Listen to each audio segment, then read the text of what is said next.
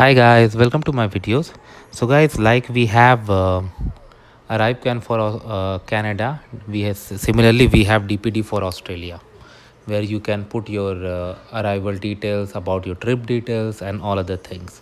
So I've already made a video where you can see how to do it online, but now I'm going to show you how you can do it through an app. So you need to download the app first. So this is available on both iOS and Android platforms. Search for Australia DPD. This is what's gonna come. Click on tap.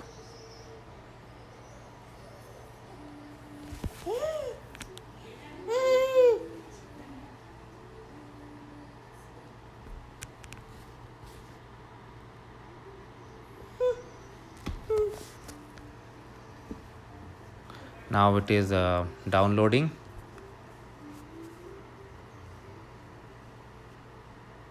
Downloaded pretty quick. Okay.